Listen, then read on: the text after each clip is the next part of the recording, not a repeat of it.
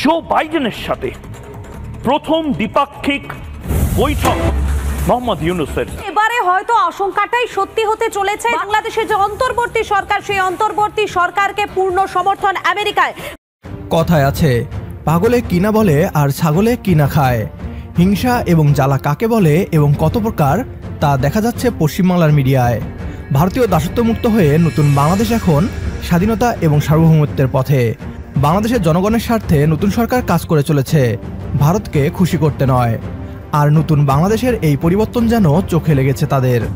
এতদিন আন্তর্জাতিক মহলে বাংলাদেশের রাষ্ট্রপ্রধান যে সম্মান পায়নি, আজ ডক্টর মোহাম্মদ ইউনূসের নেতৃত্বে সেই সম্মান পাচ্ছে বাংলাদেশ, যা দেখে রীতিমতো ঘুম হারাম হয়ে গিয়েছে ভারতীয় মিডিয়ার। আমেরিকার সহযোগিতায় এবার ভারতকে সোজা করার মিশনে বাংলাদেশ।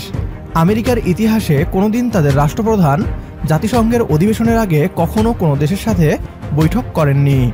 কিন্তু ডক্টর মোহাম্মদ ইউনূসের সাথে শুধু তিনি বৈঠকই করেননি, বরং কোলাকুলি করে ছবি তুলেছেন। সেই বৈঠকে ভারতকে শিক্ষা দেওয়ার আলোচনাও হয়েছে বলে দাবি করছে পশ্চিমবাংলার মিডিয়া। ডক্টর মোহাম্মদ ইউনূস নাকি মিথ্যা কথা বলে আমেরিকার সাথে ভারতের সম্পর্ককে খারাপ করে দিতে পারে। কেন ভারতীয় দাদাদের গায়ে আগুন জ্বলছে জো বাইডেন এবং ডক্টর মোহাম্মদ ইউনূসের বৈঠক দেখে? বিস্তারিত থাকছে আজকের এই ভিডিওতে।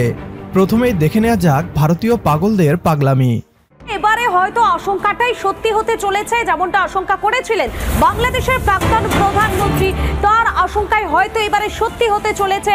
বাংলাদেশের যে অন্তর্বর্তী সরকার, সেই অন্তর্বর্তী সরকারকে পূর্ণ সমর্থন আমেরিকায়। বাংলাদেশে থাবা বসাচ্ছে আমেরিকা, বাংলাদেশের অন্তর্বর্তী সরকারকে পূর্ণ সমর্থন করেছে আমেরিকা। দক্ষিণ পূর্ব এশিয়াতে শক্তি বাড়ানোর লক্ষ্য আমেরিকার। ভারত চীনকে চাপে রাখতে বাংলাদেশে কূটনৈতিক শক্তি বৃদ্ধি করতে চায় আমেরিকা, অন্তত এমনটাই জানা যাচ্ছে। মোহাম্মদ ইউনূস বোধহয় ভেবেছিল যে মোহাম্মদ ইউনূস আসলে যা ইচ্ছা তাই করবে, কেউ কিছু বলতে আসবে না। আর মোহাম্মদ ইউনূস তিনি নোবেল বিজয়ী, অনেক বড় বড় পদক পদবী সমস্ত কিছু নিয়ে যেখানে যেখানে যা যা মিথ্যা কথা বলার তিনি খুল্লা বলে দিতে পারবেন। ভুল করেছিলেন মোহাম্মদ ইউনূস। মোহাম্মদ ইউনূস ভেবেছিলেন যে রিপাবলিক বাংলার চোখ বোধহয় বাংলাদেশের ওপর আর নেই।